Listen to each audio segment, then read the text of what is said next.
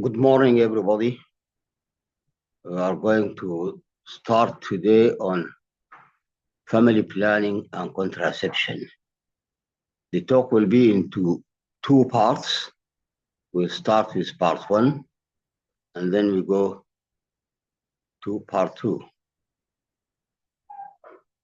So the contents of our two talks will be why is family planning, what sort of contraception available to do that, the types of contraceptive methods, the mode of action of each one of them, the efficacy of each one of them, how efficient is it, the side effects, and the choice for the lady. This one shows you the family planning and the contraception, all of it, whether it's birth control, pill and risk, contraception generally, fertility, safe sex, condoms. These are the methods. We are going to go through them in detail as we go into our talk. So what's family planning? This is the definition given by the World Health Organization, WHO. It defines family planning as it allows individuals and couples to anticipate and attain their desired number of children and the spacing and timing of their births. So the desired number, the space between the pregnancies, and the time when to start. It is achieved through contraceptive methods and treatment of involuntary infertility. Infertility treatment comes into family planning. A woman's ability to space and limit her pregnancies has a direct impact on her health and well-being, as well as on the outcome of each pregnancy. This is the definition by the WHO. So we go and see the services included in the family planning is not only contraception. So many services are included in it. Contraceptive services, pregnancy testing and counseling, pregnancy achieving services, including preconception health services, basic infertility services, sexually transmitted disease services, broader reproductive health services, including patient education and counseling regarding the family planning, breast and pelvic examination, breast and cervical cancer screening, sexually transmitted infection, and human immunodeficiency virus, prevention, education, counseling, testing, and reference. So these all could be included into services provided by family planning clinics. Contraception, pregnancy testing, achieving basic infertility services, sexually transmitted diseases, broader reproductive health services, breast and pelvic examination, and follow-up or testing or screening. We know by the WHO figures, family planning prevents about 1/3 of pregnancy-related deaths, as well as 44% of neonatal deaths. This is because timing and spacing of pregnancies of at least 2 years between births is needed to prevent adverse pregnancy outcomes, including high rates of prematurity and malnutrition and stunting of children. So a spacing of 2 years is the optimum between the pregnancy and the next one.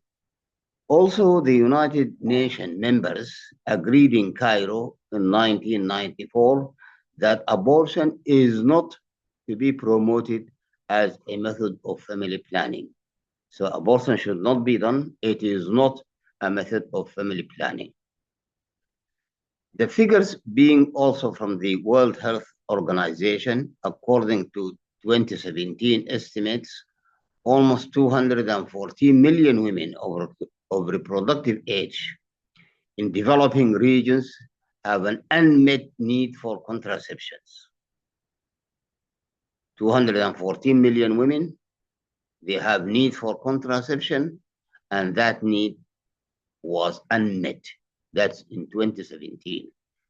The reasons for that include limited access to contraception, limited choice of methods, fear of experience or side effect, cultural or religious opposition, poor quality available services. All these could be reasons why the need was unmet, and to that, gender-based barriers for it. So to talk about contraception and family planning, we need to have basic physiology. And this is basis of fertility. You had that during your physiology study. In general, population, it is estimated that about 30% of pregnancies that end in childbirth are unplanned. That is general. 84% of women would conceive within 1 year of regular unprotected sexual intercourse.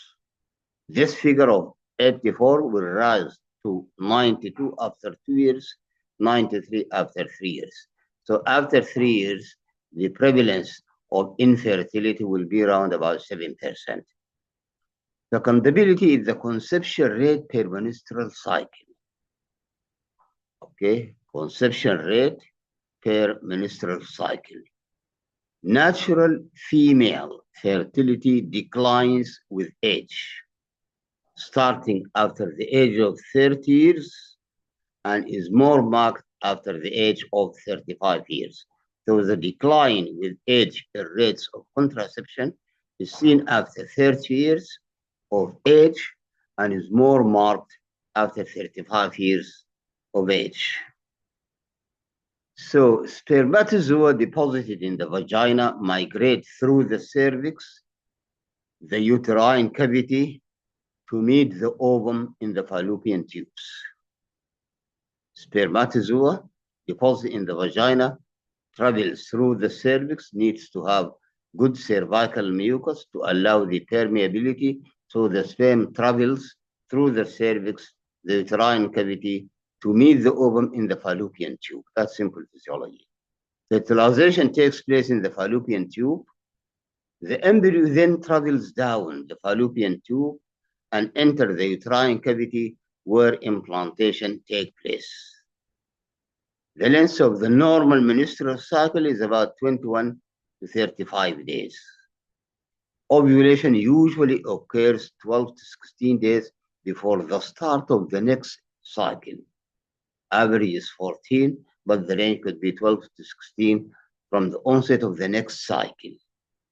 So when we come to do or to use method of contraception, depending on the physiology, we have to know how long will the sperm live into the vagina or into the female genital tract, how long does the ovum live, and what is the critical time that if intercourse occurred, conception could occur.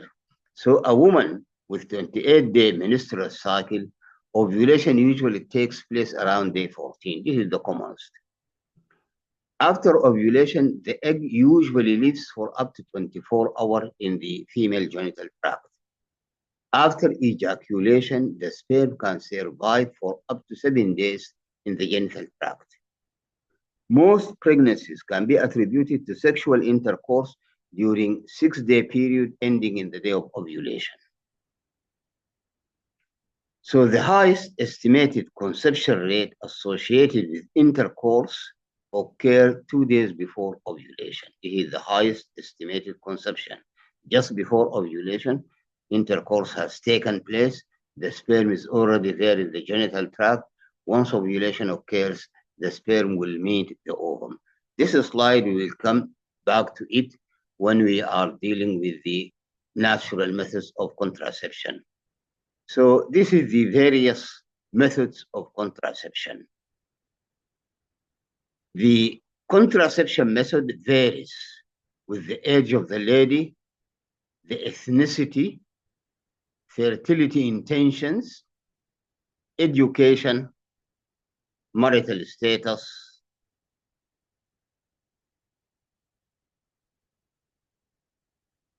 And here you can see the methods being used. It could be the condom, could be the pill here. Here is the implanon. Here is the cap. Here are injections being used.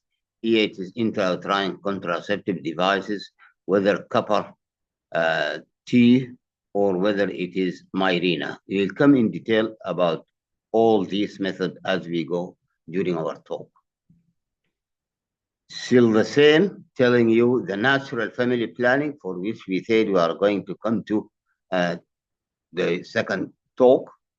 The barrier methods being used: condom, diaphragm, cap for the lady. The condom could be for both male and female. Hormonal contraception, whether that's combined oral contraceptive pill or progesterone only pill. Also, hormones could be in form of injections or could be in form of implants. The intrauterine contraceptive devices, whether inert or whether they contain hormones. Sterilization of the female and the male, vasectomy. And here you can see this is the ovary causing ovulation here, occurring, and then they could work here. It could work in the uterine cavity by the contraceptive devices, could be by the cervical cap. Barrier methods could be used. So, broadly speaking, of contraception. Contraception can divide it into two distinct categories, hormonal and non-hormonal. The hormonal itself is divided into further two categories, whether it's combined estrogen and progesterogens, or it is progesterogens only. So, broadly speaking, any form of contraception could be hormonal or non-hormonal. Hormonal ones could be divided into a combined containing both estrogen and progesterone, whether in the form of pill, in the form of injections, in the form of implants, whatever they are, or it's only progesterone. So we go in detail, the type of contraceptive methods, as we have earlier mentioned, non-hormonal contraception, the intrauterine contraceptive devices, though some of them contains hormone, but they are there as a method of contraception, whether it's inert without any hormone in it, or whether it is containing copper, or whether it's containing hormones. In the past, it was inert. The one commonly being used now is the one that contains copper or the one that contains hormone. Barrier methods, non-hormonal. Fertility awareness methods, we'll come to that. Sterilization, lactational amenorrhea, and then we talk about long-acting reversible contraception, term being put by NICE, National Institute of Clinical Excellence. So the long-acting reversible contraception defined as methods that require administering not more than once per cycle or month. They could be hormonal or non-hormonal. So these are long-acting to be taken by the patient, not more than once during one cycle, some of them usually for more than one cycle. While the other barriers, the non-hormonal we talked about, intrauterine devices, barrier methods, fertility awareness, sterilization for both male and female, and lactational amenorrhea. We go through the long-acting reversible contraceptive device. The categories in this group includes hormonal progesterone-only methods of contraception, long-acting. So these are the one that contains progesterone only, three groups: intrauterine system, levonorgestrel intrauterine system, or the Mirena. It's intrauterine contraceptive device that contains hormone, which is progesterone only. There could be injections, there could be implants. This is the hormone long-acting reversible contraceptive method. Non-hormonal, the copper intrauterine devices containing copper. As I mentioned in the past, they were inert intrauterine contraceptive devices without any elements into it. But as the progress occurred, the one being used now contains copper intrauterine devices. This is the classification of NICE, the National Institute for Health and Care Excellence. These are the long-acting reversible, hormonal, non-hormonal. So generally, how do contraceptives act in generally? The mechanism of action, either they prevent ovulation, this is shown by combined oral contraceptive pill, progestogen-only pill, implants, or injections. They prevent ovulation. Second mode of action is prevent sperm reaching the oocyte, tubal ligation or vasectomy. The sperm will not reach the ovum in the fallopian tube. Third method of mechanism of action is prevent implantation in the uterus. And for that, copper intrauterine devices and levonorgestrel intrauterine system or the Mirena. So these are methods that prevents implantation into the uterine cavity. Other method of action is spermicides or poisoning the sperm. Or they can block the passage of the sperm in the vagina. And here the diaphragm and cap. The sperm are put into the vagina. There is a cap on the cervix or a diaphragm. This prevents the sperm going through the cervix to reach the oocyte in the fallopian tube. The other method is prevent sperm entering the vagina from the start. And that could be used by condom or fertility awareness method, whereby one will prevent the sperm going into the vagina. These are again the group of methods being used for contraception. Here is the condom for the male, condom for the female, pill, hormonal rings in the vagina, intrauterine contraceptive devices. Here are injections of hormonal methods being used, surgical sterilization for either the male or the female, implants, implanon, coitus interruptus, this is the awareness method, calendarism, you calculate the date of ovulation and avoid intercourse during that period, patches, and diaphragm for the lady. It's just being put up here, all of them, but we'll go through them in details. Barrier methods. Barrier methods could be the condoms, the diaphragm and the cap. Condoms that could be male or female. Diaphragm and cap for the male or the female. Or they could be spermicides. Kill the sperm as it enters the vagina. These are the types of spermicides available now. So these are barrier methods. The sperm is prevented to reach the oocyte in the fallopian tube, either completely not deposited in the vagina by the condom, or could be deposited in the vagina, but the prevention to reach it is through the diaphragm, cap, and spermicide. So the WHO went a step further to tell us medical eligibility criteria. Who can have the contraceptive method? What sort of method to give to some patients with certain diseases? What is indicated, what is contraindicated as the patients come.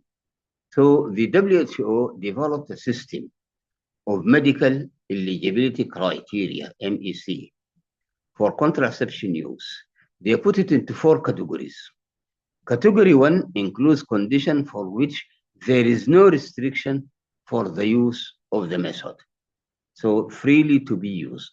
Healthy lady, no diseases, no problems. So you can give her whatever method available to you. The second category, condition where the advantages of the method generally outweigh the theoretical or proven risk. Proven risk of the method or theoretical risk, yet the advantage outweigh those, and this is category 2. Category 3, where the theoretical or proven risks generally outweigh the advantage of using the method. That's to say, a particular method, the risks are more than the advantage or more than the benefits.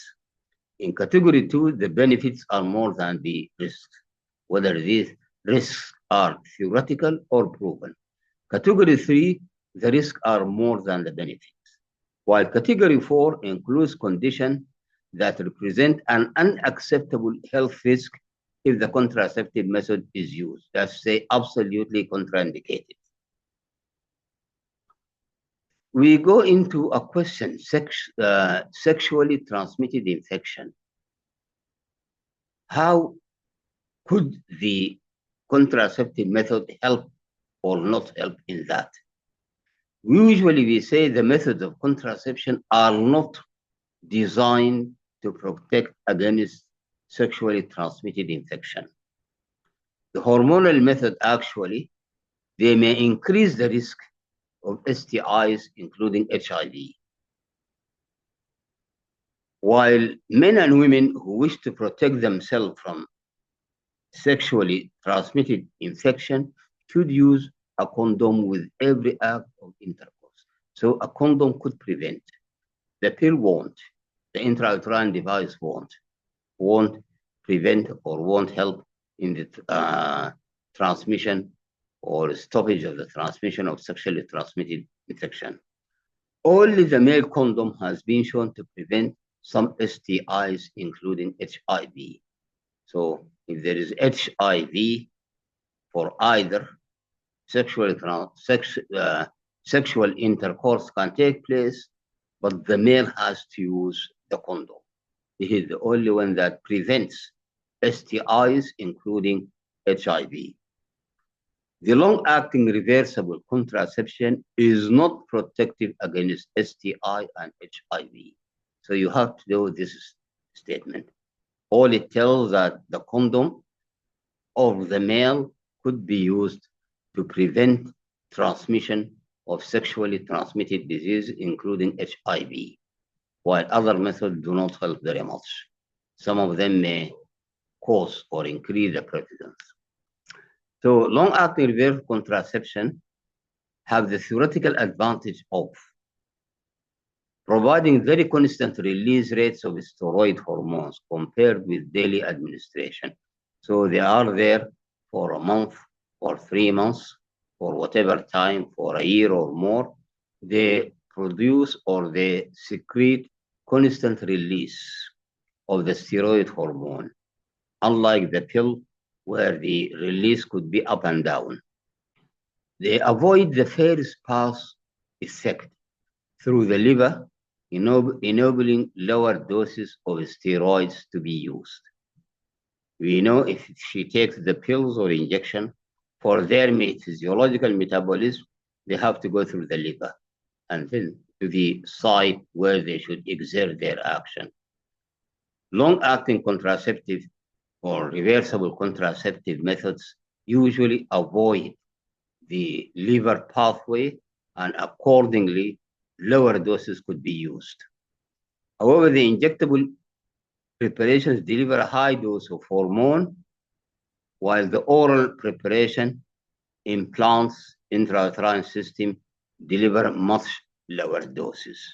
Injectable, as we will see, deliver high dose of hormones, while the oral preparation, the implants, the intrauterine system, the Mirena, deliver much lower doses. So the theoretical or the advantage here is that it's being released constantly for, in the case of the long-acting reversible contraception, the amount being of the hormone being released will be low, that's to say lower dose, yet the injection may need a higher dose or may release higher dose or deliver higher dose, while the oral and implants do not.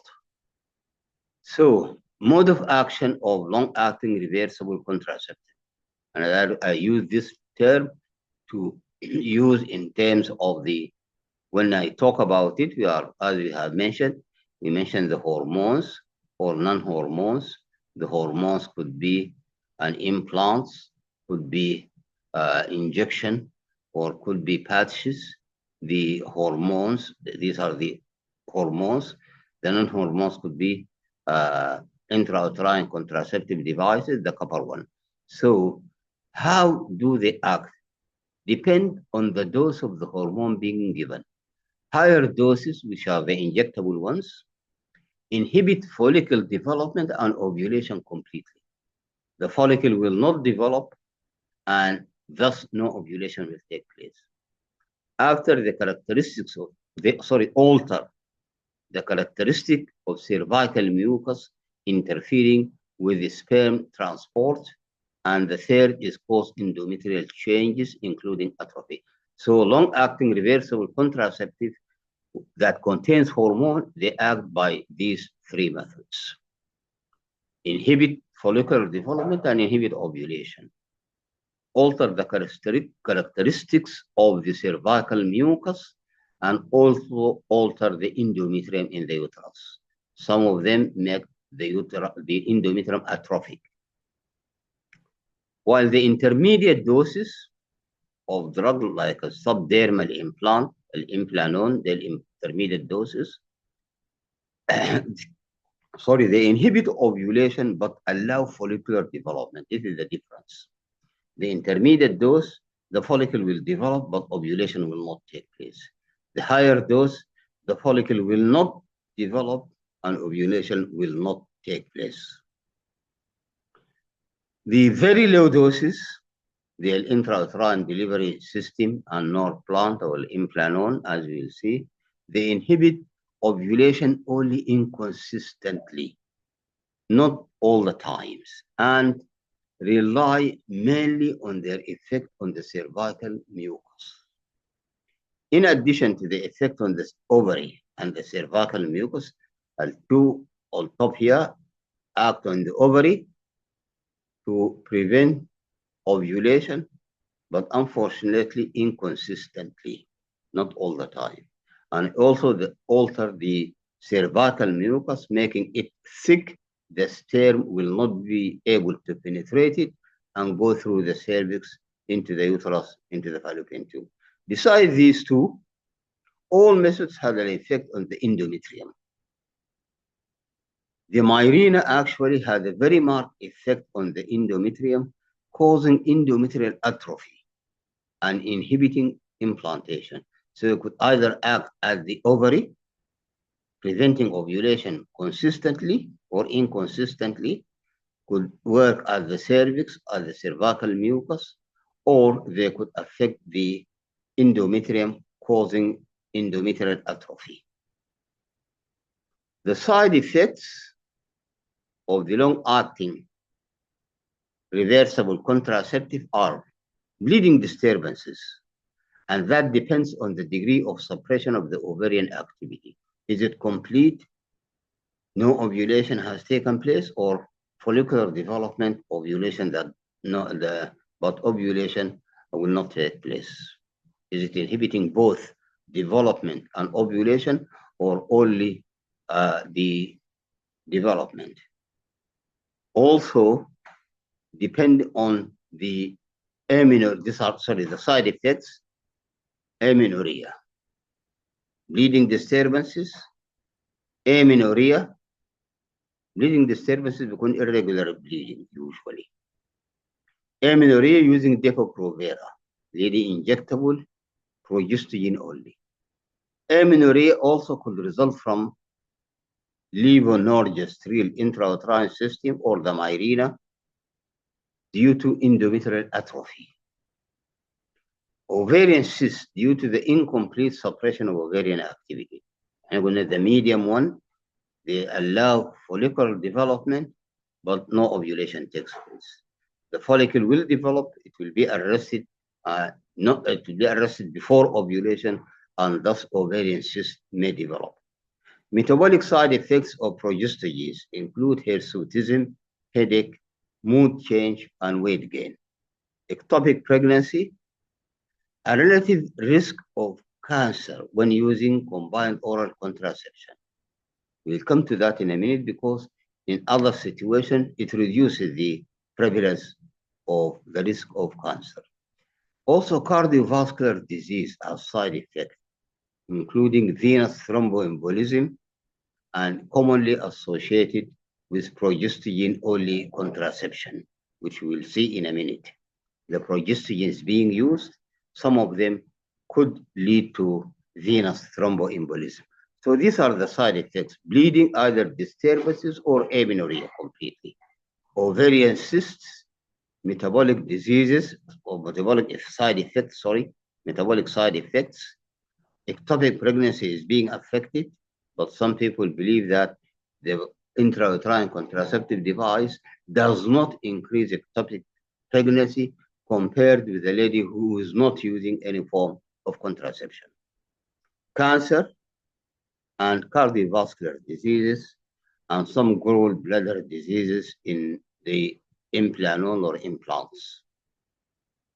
So the lady will ask, if she used long-acting contraceptive device, then she stopped it, how long will it take her to conceive?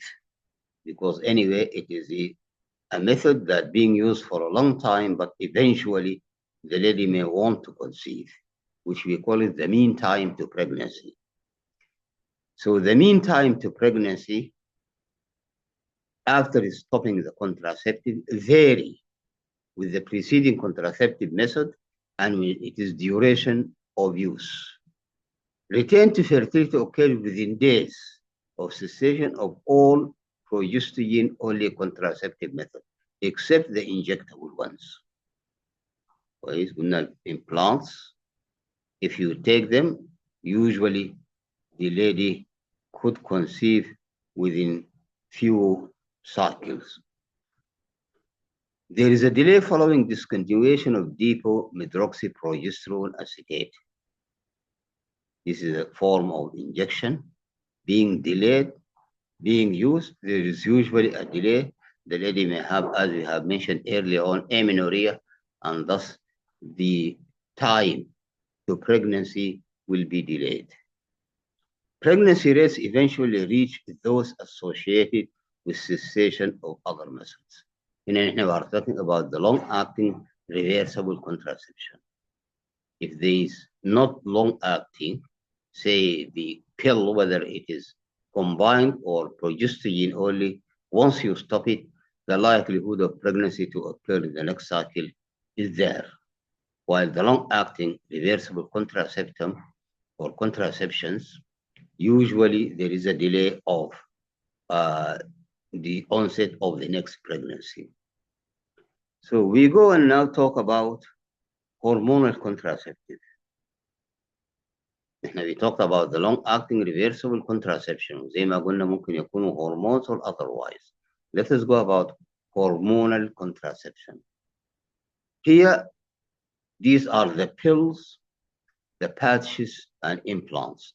As you can see, some of them are long-acting, but they contain hormones. So here we group all the hormonal contraceptives, whether they are long-acting reversible or whether they are short-acting.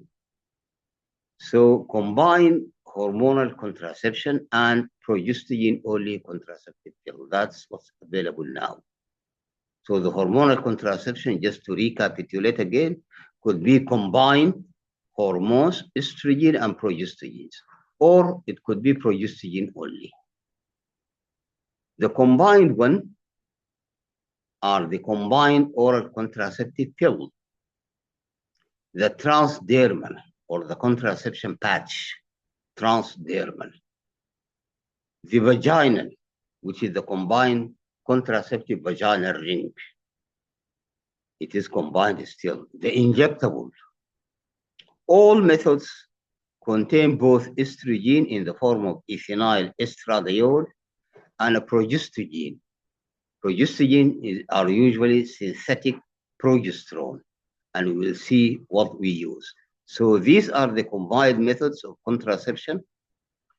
Could be pill, could be progesterone only, could be vaginal ring, or there could be injections. All these could be combined.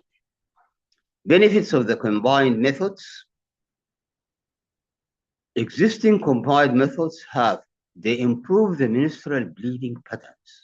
You'll find that some ladies who have irregular cycles, once you start using the combined hormonal therapy or hormonal contraception, the menstrual cycle usually get regular. Improve the menstrual bleeding. Also, they alleviate dysmenorrhea and acne. Some lady will have severe pain during the menstrual cycle. If she uses the combined oral contraceptive pill, then that severe dysmenorrhea will be relieved. Also, sometimes they relieve the premenstrual syndrome the lady had. Also, they reduce the risk of ovarian and endometrial cancer. As I have said earlier on, when we come to cancer, some of them do increase it, some of them do reduce it.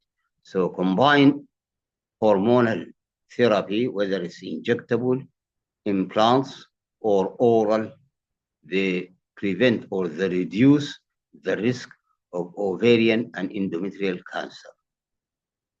Perimenopausal women continue using levonorgestrel intrauterine system or the Mirena into the menopause as it delivers the progesterone components of HRT, hormonal replacement therapy.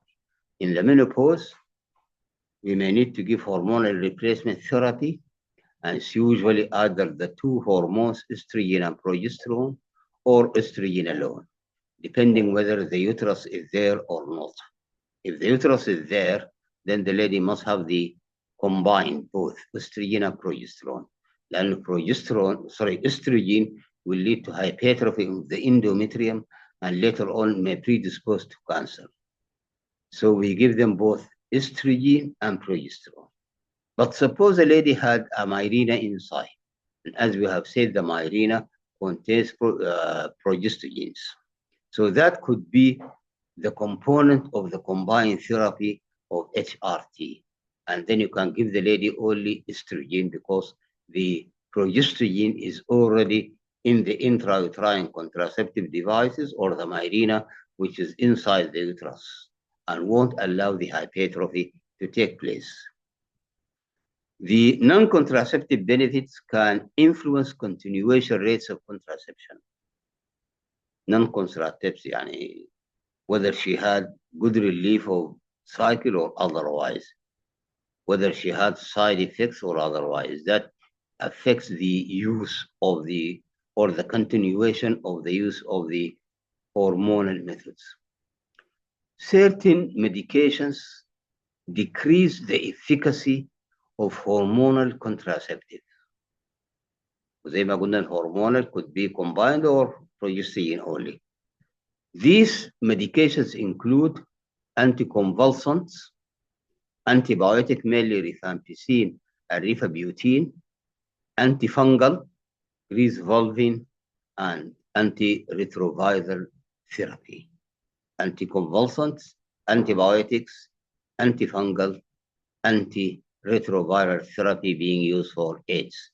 Well, antiretroviral therapy or drugs comes into two groups. That is where it is protease inhibitors or non-nucleoside reverse transcriptase inhibitors. These are the group of drugs using for prevention or sometimes for treatment of HIV. These medications affect the contraception method, the hormonal one the lady is using. Anticonvulsant, antibiotic, antifungals, antiretroviral therapy. Side effect of the hormonal methods are unexpected bleeding, weight gain, headaches, mood swings, and loss of libido. So they could have bleeding irregularly as a side effect of the hormonal methods. They could have weight gain. Headaches could take place, mood swinging, and loss of libido. So we stop here, the end of part one of our talk, and we will discuss the other or the one which we have mentioned in detail in the second part of our talk. So thank you very much, and we stop here.